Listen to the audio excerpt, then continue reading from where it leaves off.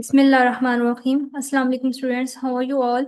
I hope so you all are fine and doing well. So आज हमारा final term series का इंशाल्लाह ये लास्ट लेक्चर है, ठीक है। Lesson number 42 that is the pedagogy of phonetics and phonology, ठीक है।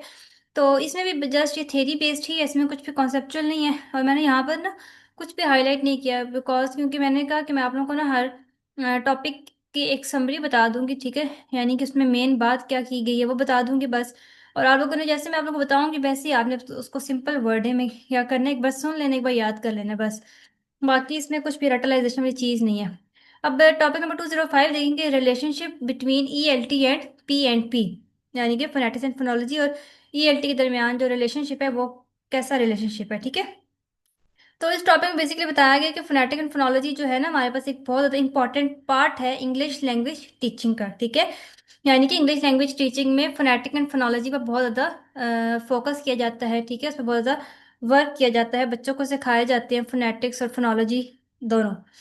तो ये जो है वो मेन पार्ट है इंग्लिश लैंग्वेज टीचिंग का। और इंग्लिश जो है ना वो कभी भी हम लोग विदाउट प्रॉपर टीचिंग जो है ना कोई भी इंग्लिश नहीं सीख सकता, ठीक है। जब तक हम किसी को प्रॉपर वे में इंग्लिश सिखाएंगे नहीं, उसको कोई टीचर प्रोवाइड नहीं करेंगे, कोई एक्सपर्ट प्रोवाइड नहीं करेंगे, तो वो तब तक इंग्लिश एक बेटर वे में नहीं सीख सकता, ठीक है। उसका एक्सेंट वो जो है वो नहीं सीख सकता, प्रोनाउंसिएशन होगी, स्ट्रेस, इंटोनेशन, तो जितने भी फीचर्स होते हैं ना वो कभी भी विदाउट प्रॉपर टीचिंग ये कोई भी स्टूडेंट जो है वो नहीं सीख सकता। तो टीचर्स को चाहिए कि वो जो है ना अपनी जो प्रोनाउंसिएशन उसको पहले इम्प्रूव करें और फिर उसके बाद जो है वो स्टूडेंट्स की हेल्प करें, ठीक है, ताकि वो अंडरस्टैंड कर सकें डिफरेंट साउंड सिस्टम्स इंग्लिश के।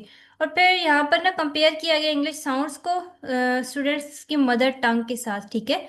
क्या किया, कंट्रास्टिव एनालिसिस किया, ठीक है। ये देखिए कंट्रास्टिव एनालिसिस किया गया है between English and the students mother tongue, ठीक है। तो कंपेयर करके तो उससे फिर क्या होता है कि टीचर्स को जो है ना वो स्टूडेंट्स के एरर्स का पता चलता है और स्टूडेंट्स है ना वो थोड़ा बेटर वे में क्या करते हैं इंग्लिश लैंग्वेज को सीख सकते हैं। जब कोई इंग्लिश में कोई ऐसा डिफिकल्ट वर्ड है तो टीचर्स को चाहिए कि वो उसको स्टूडेंट्स को वो जो वर्ड है उसकी मदर टंग में ट्रांसलेट करके बताएं ताकि स्टूडेंट के लिए वो ईजी हो जाए, वो जल्दी उसको ग्रैब कर सके, ठीक है। अब यहाँ पर देखिए उन्होंने ये बताया हुआ है हमें, यहाँ पे बताया कि टीचर्स जो है ना और स्टूडेंट्स को कुछ ऑनलाइन रिसोर्सेज भी यूज़ करनी चाहिए, जिसमें हमारे पास ई एल टी प्लेटफॉर्म्स आ जाते हैं, टी एस वाले रिसोर्सेज आ जाती हैं, एच सी प्रोजेक्ट्स आ जाती हैं, ठीक है। यहाँ इन सब से ताकि वो उनकी जो प्रोनाउंसिएशन है वो हो सके, बेटर हो सके। अब ये टी एस ओ एल का मीनिंग एब्रीवेशन होती है कि teaching English to the students of second language. तो ये आपने देख लेना, ये इंपॉर्टेंट है, ठीक है, एमसीक्यूज में आ सकती है। तो इस टॉपिक में जैसे ही बताया गया था, बाकी इसमें ऐसा इंपॉर्टेंट नहीं है, लेकिन मैं इसलिए आप लोगों को ना बस एक बार इसका थोड़ा सा एक्सप्लेन कर ताकि आप लोग ये ना कहें कि आपने ना समझाया नहीं है। अब टॉपिक नंबर 26 देखेंगे, डेवलपिंग रेलिवेंट मटेरियल, ठीक है। यानी कि इस टॉपिक में क्या बताया गया है कि टीचर्स को ना रेलिवेंट मटेरियल प्रोवाइड कर चाहिए स्टूडेंट्स को उनकी नीड्स के अकॉर्डिंग, ठीक है। यानी कि अगर वो इंग्लिश लैंग्वेज सीख रहे हैं तो उन्हें उससे रिलेटेड ही मटेरियल प्रोवाइड कीजिए, ये नहीं कि उन्हें किसी और लैंग्वेज का मटेरियल प्रोवाइड करें, क्योंकि उनकी नीड ही नहीं है। जब वो इंग्लिश लैंग्वेज सीख रहे हैं तो उनकी नीड क्या है कि उन्हें इंग्लिश लैंग्वेज से रिलेटेड एक्टिविटीज दी जाए, टास्क दी जाए, ताकि वो इंग्लिश लैंग्वेज को बेटर वे में सीख सकें, ठीक है। तो अब यहाँ पे बताया गया कि टीचर्स है ना वो रेडीमेड मटेरियल भी ले सकते हैं। कुछ वेबसाइट्स हैं जैसे कि ब्रिटिश काउंसिल है, कुछ और वेबसाइट्स भी हैं। लेकिन ये क्या है कि वो कहते हैं कि टीचर्स को खुद अपना मटेरियल भी क्रिएट करना चाहिए, ठीक है। वो खुद भी कुछ एक्टिविटीज़ को क्रिएट करें, जिसमें हमारे पास कुछ प्रोनाउंसिएशन एक्टिविटीज आ जाती हैं, उन्हें डिज़ाइन करें, कुछ आईपीओ ट्रांसक्रिप्शन की एक्सरसाइजेज डिज़ाइन करें, ठीक है। डिक्शनरी बेस्ड टास्क स्टूडेंट्स को दें ताकि वो बेटर वे में इंग्लिश सीख सकें।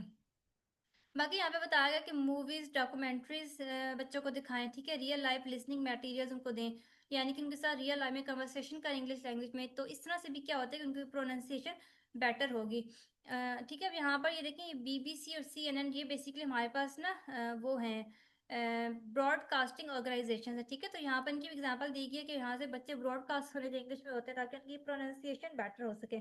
BBC stands for British broadcasting corporation and CNN stands for cable news network. तो ये बेसिकली हमारे पास दोनों ब्रॉडकास्टिंग ऑर्गेनाइजेशन हैं, ठीक है। तो बस अब यहाँ पे यही है कि ये जो ओवरऑल हमारे पास जो मटेरियल होता है इसका मेन गोल क्या होता है कि स्टूडेंट्स की जो इंग्लिश में प्रोफिशिएंसी है उसको बेटर किया जा सके, ठीक है। उन्हें एक रेलिवेंट मटेरियल उनकी नीड अकॉर्डिंग मटेरियल प्रोवाइड करके। अब टॉपिक नंबर 207 देखिए, conducting classroom research for ELT। अब इसमें क्या बताया गया है कि क्लासरूम रिसर्च जो होती है, यानी कि जिसको हम लोग एक्शन रिसर्च भी कहते हैं, ठीक है, वो बहुत ज़्यादा ज़रूरी होती है, ठीक है। टीचर्स को जो है ना वो क्लासरूम रिसर्च करनी चाहिए ताकि वो बच्चों के जो प्रॉब्लम्स हैं या इश्यूज हैं जो उन्हें किसी भी लैंग्वेज में सीखने में आ रहे हैं ताकि वो उन्हें आइडेंटिफाई कर सकें। ठीक है, यहाँ पे कह रहे हैं कि टीचर्स हैं वो ऑब्जर्व करते हैं इश्यूज को इन द क्लासरूम, जैसे कि हमारे पास प्रोनाउंसिएशन एरर्स आ जाते हैं, ठीक है, लिसनिंग डिफिकल्टीज आ जाती हैं, और फिर क्या करते हैं कि टीचर्स इनको आइडेंटिफाई करने के बाद वो ट्राई करते हैं कुछ न्यू मेथड्स ताकि इन प्रॉब्लम को सॉल्व किया जा सके। ठीक है, पाकिस्तान में जैसे हमें पता है कि लर्नर्स जो है ना वो बहुत ज़्यादा प्रॉब्लम फेस करते हैं इंग्लिश लैंग्वेज को सीखने के लिए, क्योंकि उनकी हमारी नेटिव लैंग्वेज उर्दू है, तो वो जो एक एक्सेंट होता है इंग्लिश का वो अडॉप्ट करने में बहुत ज़्यादा डिफिकल्टी होती है पाकिस्तानी इंग्लिश लर्नर्स को। तो ये जो टाइप होती है रिसर्च की, ठीक है, ये बहुत ज़्यादा प्रैक्टिकल होती है। कौन सी रिसर्च की टाइप? क्लासरूम रिसर्च जो हमारे पास होती है, ठीक है, ये बहुत ज़्यादा प्रैक्टिकल होती है, प्रॉब्लम बेस्ड होती है, और टीचर्स जो है वो ये रिसर्च जो है वो बेसिकली टीचर्स करते हैं ताकि वो लर्निंग आउटकम्स को क्या कर सकें, इम्प्रूव कर सकें। ओके, अब हमारे पास लेसन नंबर 208 आ जाता है, that is making research accessible to teachers. अब यहाँ पर क्या बताया गया कि गुड टीचर्स जो होते हैं ना वो हमेशा क्या करते हैं कि खुद को अपडेट रखते हैं विद द लेटेस्ट रिसर्च और टीचिंग मेथड्स। ठीक है, क्या कह रहे हैं कि जो एक गुड टीचर होता है ना वो लेटेस्ट रिसर्च और टीचिंग मेथड पर अपडेट रहता है। वो जो नए टीचिंग मेथड जो है वो डेवलप हो रहे होते हैं, और जो न्यू रिसर्चेज हो रही होती हैं उन पर वो बहुत ज़्यादा क्या करते हैं, फोकस रखते हैं ताकि वो अपनी टीचिंग को, अपने टीचिंग मेथड्स को जो है वो ज़्यादा इम्प्रूव कर सके। ठीक है, जर्नल्स को रीड करना, टीचर्स मैगजीन को रीड करना और ऑनलाइन आर्टिकल्स जो है वो टीचर्स को हेल्प आउट करते हैं कि वो अपनी टीचर को टीचिंग मेथड्स को इम्प्रूव कर सकें। ठीक है, यहाँ पर बताया गया कि मॉडर्न मेथड्स जैसे कि हमारे पास आ जाते हैं task based learning, language teaching. ठीक है, task based language teaching important आप लोगों के पास ये है, एमसीक्यू है, ठीक है, इसकी एप्लीकेशन आपको याद रखनी है।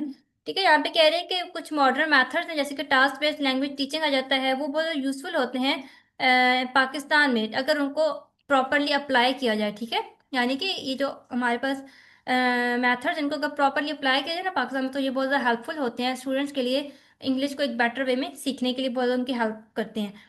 आगे बताया कि टीचर्स को ना पार्टिसिपेट करना चाहिए ऑनलाइन डिस्कशन में, वर्कशॉप्स में, प्रोफेशनल कम्युनिटीज में, ताकि वो सीख सकें दूसरों से, कुछ आइडियाज़ को अडॉप्ट कर सकें, ठीक है, न्यू टीचिंग मेथड्स को सीख सकें। तो ये सब टीचर्स को करना चाहिए अपनी टीचिंग को इम्प्रूव करने के लिए। ठीक है, तो इस लेसन बेसिकली ये टीचर से रिलेटेड है।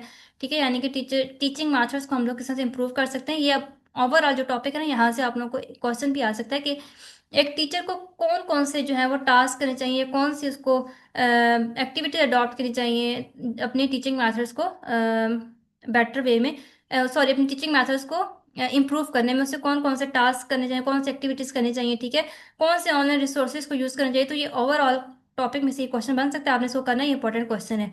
ठीक है, अब आप लोग मैंने इतने पॉइंट्स बता दिए, आप लोग 5 मार्क्स का लॉन्ग होता है ना, तो आप 5 to 6 जो है वो पॉइंट्स कर लें, तो आप लोगों का क्वेश्चन आ गया तो वो हो जाएगा इजीली।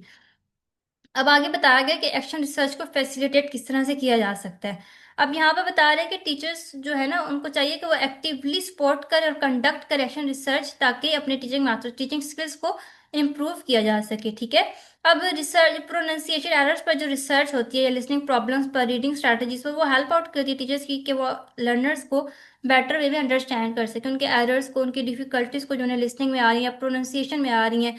ठीक है, या उन्हें साउंड सिस्टम में जो डिफिकल्टीज आ रही है उन सबको वो क्या कर सके, अंडरस्टैंड कर सके बेटर वे में। और रिसर्च फाइंडिंग को शेयर करना दूसरे टीचर के साथ, ये क्रिएट करता है एक हेल्दी एकेडमिक डिस्कशन को। ठीक है, और आगे बताया गया कि एक्शन रिसर्च जो बेसिकली वो टीचर्स की हेल्प आउट करती है कि वो एक बेटर प्रोफेशनल बन सकें और इम्प्रूव कर सके अपनी इंग्लिश टीचिंग स्किल्स को हर लेवल पर। ठीक है, तो ये हमारा आज का लेसन था, बिल्कुल मैंने आपको इजी वे में समझा दिया, बाकी आप लोगों ने एपिसोड को एक बार रीड करना है। बाकी इंशाल्लाह आज हमारी ये लेसन ENG 507 की जो फाइनल टर्म सीरीज है वो कंप्लीट हो चुकी है। आई होप सो कि आपको अच्छी लगी होंगी और आपको इससे बहुत फ़ायदा हुआ होगा। अगर आपको अच्छी लगी तो आपने कमेंट सेक्शन में मुझे ज़रूर बताना, ताकि इंशाल्लाह मैं कमिंग सेमेस्टर्स में जो है ना वो फर्दर सब्जेक्ट्स पर भी वीडियोज़ बना सकूँ। ठीक है, इंशाल्लाह अब हम लोग अपने किसी और नेक्स्ट सब्जेक्ट की सीरीज़ में मिलेंगे, तब तक के लिए अल्लाह हाफिज़।